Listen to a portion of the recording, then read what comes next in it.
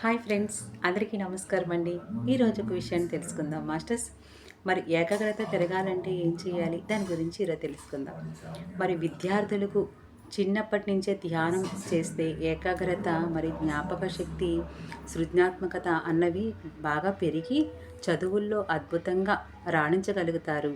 మరి అంతేకాకుండా వారిలో మరి బుద్ధి కుశలత పెరిగి ఏ పనినైనా సరే అత్యంత తక్కువ సమయంలోనే అద్భుతంగా చేయగలుగుతారనమాట.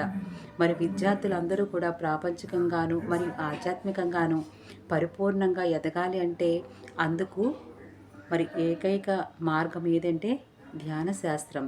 ఈ యొక్క ధ్యానాన్ని మనం నేర్పించాలి. ఇప్పుడు ఒక ఉదాహరణ తీసుకుందాం మాస్టర్స్. అంటే ఇప్పుడు ఒక ఊరుంది. ఒక ఊరి నుంచి ఇంకొక ఊరికి వెళ్ళాలంటే ఒక 2 గంటల సమయం పడుతుంది. అంటే కారులో వెళ్తే గనక. అదే నడిచి వెళ్ళాలంటే ఈ ఊరు నుంచి ఆ ఊరికి నడిచి వెళ్ళాలంటే ఆ 2 గంటల సమయం మనం నడిచి వెళ్తే ఎంత టైం పడుతుంది?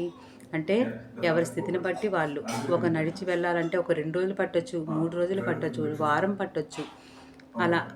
అదే కారులో వెళ్ళిపోతే గనక వేగంగా మనం ఒక గంట, 2 గంటల్లోనే చేరుకుంటాం కదా! అలానే ధ్యానం అనేది మనం చిన్నప్పటి నుంచే చిన్నపిల్లలకి ధ్యానం నేర్పించడం ద్వారా వారు ఎంతో అద్భుతంగా, ఈజీగా వాళ్ళ జీవితంలో ఏదైతే సాధించాలనుకుంటున్నారో వారు సాధిస్తారు మాస్టర్స్. అందుకని ప్రతి విద్యార్థి ధ్యాన విద్యార్థి అవ్వాలని పత్రి గారి యొక్క సంకల్పం అనమాట.